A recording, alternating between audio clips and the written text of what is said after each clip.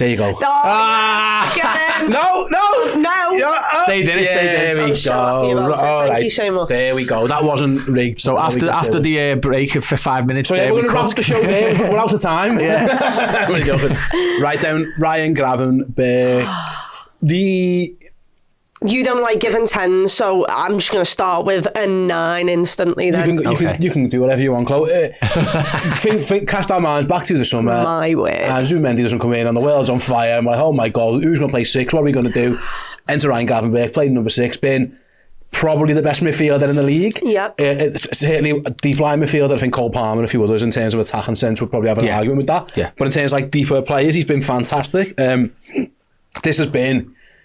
I struggle to think of a position change of a player, taking them from what the fuck does he do to, oh my God, we can't play without him. And that's what's happened in a minute with Ryan Gravenberch this season. Yeah, I want to go back 12 months ago when he signed for Liverpool, and I was absolutely made up. I thought we completely fleeced Bayern Munich, and I thought he was going to be sensational. Then you go to the season, I think against Brighton, he misses a sitter away from home. He has some really good moments. He started as well, didn't he? Yeah, he gets an assist in the Europa League. I don't even remember who he played. That's not a tournament in my mind anymore. And he started well, but faded, and you could never get 90 minutes out of him. He just wasn't physically ready for it. And also, what we were asking him to do was very much ground yard, do a bit of everything, where Ryan Gravenberch was like, lads, I just need the ball at my feet and I'm perfectly fine. And a lot of people didn't like him. A lot of people was like, right, well, actually, we've been fleeced for the money. And I remember sitting there just saying, just give him time. You do not, like, how can you dare write off this lad? He's a youngster who was a box-to-box for Ajax and was sensational for them in an incredible European run, where obviously Spurs did what they did. I don't think he was in this side then. Not was quite. He not? It was. They still won the league with him, but it was the year after. De Ligt was there. Yeah. I thought they were the same people. They were, but it was like then. The year after he come in. He was the year after. Either way, he was an incredible box-to-box for Ajax. And I remember just thinking to myself, like, how much I'd love to see him in a Liverpool side. And then he moved to Bayern Munich, and I was so devastated, because I think there was rumours that Liverpool actually really did like him. Jurgen Klopp liked him. And then this season, no matter how much I love Ryan Gravenberch, I don't think I could have predicted this.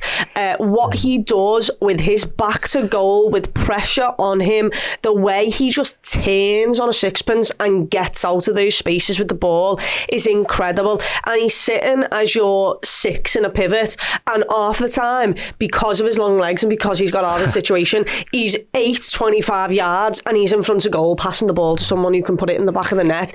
He has been superb. He's been Liverpool's best player in my eyes by far. He's been arguably the best centre mid in the Premier League so far. And he's in team of the year, and if you do the Premier League, easily, it's just mad. I don't know a performance where he's not been man of the match, to be perfectly honest. Yeah, at least in the argument. He has been the best player, and even the players have been started picking up another trophy for Gravenberch. The interesting one, Sam, is, and Chloe makes the point there, is that you can be really technically fantastic in the Premier League, but you have to be, I think, to be at the base of a midfield, unless you're like some, I don't know, Kante, where you can just run all day or whatever, you do have to have that power and physicality. Someone, we used Thiago there, for example, who was equally as good, I think, at getting out of tricky positions, back to goal, the turn, the fantastic Thiago turns. But when we asked him to play 6, he couldn't get about. Like, he just couldn't cover the ground. He kept getting yellow cards. It was a nightmare. Liverpool were wide open. Gravenberch does that. Like, it is worth mentioning, he's massive and he gets about the pitch as well, which really helps, because Liverpool, and it's obvious what the manager wants in there. He wants someone who can get the ball turned, recycle the ball with it. But the fact that he's found a 6 foot odd lad who can run like the wind as well. He's doing more than just that, though, isn't he? No, he is. That's right. But I think the fact that he has got that power and physicality makes this a bit more sustainable. This isn't just, teams are going to figure that out, because it's hard to figure out someone who's just bigger, faster, stronger, and that's what Liverpool have got with him. I remember in 2018, we signed a lad from Leipzig, and in his first 2 games against West Ham and Palace, I went, whoa, Naby Keita, and then that was it. Well, it wasn't that was it, he did more than that, but Gravenberch is doing what people thought Keita was going to do. travelling with the ball, packing through the midfield, taking players out with balls and runs, covering ground, making tenacious tackles, winning duels. They're playing like the best player in Europe or a centre midfielder in Europe on form, which is what he's been doing this year. So that's what we all thought we were getting. It's funny, isn't it, how iterations change. He's played this position before, though. He did it at times for Ajax in the 2. He does it for Holland when he plays. He does not that often, but now he does. Bayern play a similar system. It's not all the same dynamics, but so what we're actually doing is putting him back in his own comfort zone. And like, I think what Klopp actually did was take some players and reinvent them and make them monsters, but it doesn't always work for every player. And I think it wasn't quite happening for Gravenberch last year. What Slot's done is kind of put him back in his own comfort zone. And you got to remember, Gravenberch was more highly rated than Bellingham at the end of that season before he went to Bayern. He was the top European young midfielder. Jude then had a really good season the season after that, and so on and so forth, went to Real Madrid, blah blah blah. But at the time when he was like 19, he was the guy. So all we're doing now is sort of relighting that fire. And the best thing I can say to that turn he does, it makes me make the same noises I did when Thiago did. It's like, oh. He does that turn when Thiago used to, you go, oh. Yeah, there's nothing you can say and do. It's just, there was one the other day and Alisson rolled the ball to him and he just spun it. I was like, what are you, oh my God. Give him, that's fine. Like, why are you giving him the ball there? And then you realise, oh, because he can do that. Yeah. Watch Mad Chloe and the manager, and sometimes you need luck in football. The manager admitted, we were in pre-season. No one was there because they were all on international duty or away. We needed a number 6. Curtis was injured. Yeah. So he's like, what do we do? Okay, Ryan, you're playing. And then he spotted something in him. And that can happen. Like, he took his chance. How often have we spoke on these shows over the last couple of years of get your chance and keep your shirt? Yeah. Like, I remember Steven Gerrard. Bradley did that a bit last season. Steven Gerrard's into, if someone's in your way, get the shirt and then move them out the way. Yeah. I remember him saying that. I was like, wow. Gerald Quander said it about Joel Matip. I know it's an injury, but listen, my shirt now, I'm having it. Trent. They've all done it, and he's definitely done it. Gravenberch is, we got a bit of luck. He didn't sign to a Mendy. Curtis had a little injury. Alexis is in South America. Here's what you do. And now he is. You're picking Liverpool's best 11, and he's in it every single time. Yeah, he's one of the first names on the team sheet. Actually, it's not just what he does on the half term, which is absolutely incredible. Like, you just back him under any stressful situation, amount of pressure. But it's actually, what I worried for him last season was maybe his physicality, maybe the fact that I didn't know whether he wants to put in the hard yards and actually defensively get back and track the runners, and whether he was just more switched on. Like, he was such an attacking midfielder in my mind that his first thought wasn't always, okay, well, someone's just ran off me. Where do I need to be defensively? Do I need to track that? Do I need to be in a different position? Where I watch him now in the base of the midfield, and he reads the game. How many times, specifically in that United game, he doesn't actually make a challenge or a tackle. He just reads the game and steps in with his long legs and comes away with the ball, and he's like, see you later. That's where it's a bit Yaya Toure-esque. Yes, and it's just, I mean, there's plenty of people, Paul Pogba, Yaya Toure, yeah, people. Definitely. Really? Yeah, because he was a deeper player who strided forward. Yeah.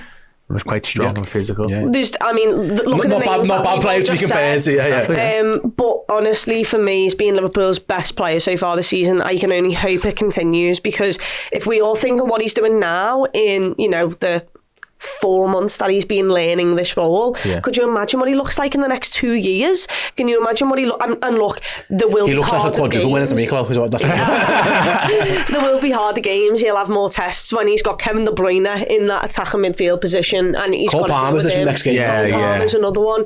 But you know what? His tenacity as well. He's not afraid to get a yellow. He's not afraid to tackle. He'll put himself about. His reading of the game's improved so much. But also, he's supposed to be in a double pivot alongside another, and the amount of times you just see him stride up with the ball, and he's covered the space so quickly because of how tall he is and how much ground he covers.